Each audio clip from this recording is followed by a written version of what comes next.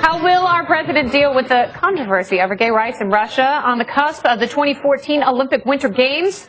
By not going. But he's not being a coward. He's sending a delegation, as in he's putting the gay in delegation. Billie Jean King, the gay tennis player, she's going, and she's being led in the envoy by former Homeland Security Chief Janet Napolitano, and a guy who's also an American, Brian Boitano. He's going to be there. Let's bring back our panel, Jamu Green and Todd Starnes. Welcome back, you guys. So, gold medal for the president. That's right. I think, now, Jamu, I think that this is a fantastic, funny, and wonderful thing that the president is doing. It couldn't be any better. To send a lesbian icon sends a really clear message to Russia and America about LGBT rights. And the only thing we can hope for is that she doesn't get arrested like Pussy Riot, the band, did. Yeah, that's true. Oh, look, I agree with Jamu, and I think they ought to. I think they need to invite Rosie O'Donnell and the cast of Kinky Boots. That would make quite a statement. No, there has to be a tie-in with athletics. I mean, that's what would help, because they do choreography in stilettos. If they were synchronized swimmers in those boots and they had won gold medals, I would say absolutely. But I mean, don't you think that this is funny? I mean, don't you think the president is doing kind of a great thing, Todd Starnes? Oh, I think it's a hoot that the president would, again, I mean, he's playing politics with the Olympics, for crying out loud. That's never been done before. Heavens no. Yeah, Jimmy Carter didn't do that. In this particular case, I think Vladimir Putin sort of started it, right? Well, I think he did, but look, I mean, the president can do whatever he wants to do, and he can send, like I said, whoever he wants to send over there. But at the end of the day, this is about the Olympic Games, and not about the sexual orientation of everyone playing. Yeah. Unless the president wants to make it about. Well, I think it's surprisingly creative, and the only thing that could make me like this story more is if the president found some very generous donor to give to this very worthy cause and to pay for it, so I don't have to.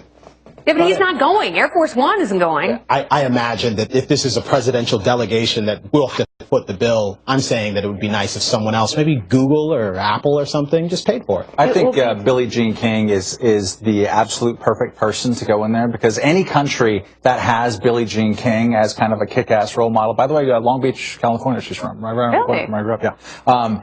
That's just perfect, right? She won the Battle of the Sexes in the 1970s. She's one of the first openly lesbian professional athletes back when, long time before Jason Collins and a lot of other people came out on the cutting edge of this. And just a whip-smart and fierce competitor. It's not like, oh, she's gay, so we're going to give her no, she was kicking everyone's ass. This is the perfect a great athlete who just happens to be gay. Right.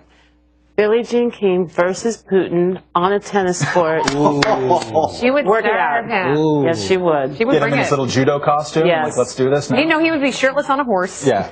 And then he would put the racket in front of his face, hoping desperately not to scar the cosmetic dermatology that he's grown so fond of. But it's also legitimately disturbing what's happening in Russia right now. Is not only are they passing new laws that are cracking down on sort of public expressions of gayness. I even saw that on state television they used the phrase homosexualists. They're going to be infiltrating homosexualist groups during the Olympics. Putin is not allowing to have any kind of public demonstration at all during the Olympics. And in his sort of crackdown on the Ukraine and trying to get everybody regionally in line, he's trying to reach out to them by embracing their fellow Slavic anti-gayness as like a binding thing between. Okay, as a descendant of a member of the former Soviet Union, I have to say, like, it's so lame. It's super lame. Don't bring Slavs and Balticity into this. Yeah, there is a rich tradition of political activism associated with the Olympics. I'm not certain that this is so outrageous. It seems to me that a very, very good thing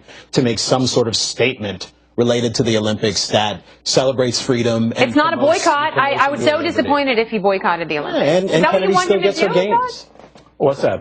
Oh, no, look, I think, as the Russians are cracking down on gay rights there, this country is cracking down on the rights of Christian individuals who don't want to or do not agree with lifestyles So I think it's quite ironic that you've got one situation going on there, a crackdown going on there, and you've got an entirely different crackdown happening in this country. You'll have to come back and explain that at some point. Yeah, I'm not quite making the connection I myself. haven't heard anything about that. Oh, well, for example, bakers in this country who are being forced to bake cakes for homosexuals in their weddings. Which we criticize. Yeah, we did criticize and that. we'd agree with you. Really? Watch the Independent. That's awesome. Yeah, I mean, don't ever put me in a position to defend bigots. It bummed me out. But also, you know, if he doesn't want to bake cakes for gay people, I'm not going to buy my daughter's birthday cakes from his lame bakery. Okay.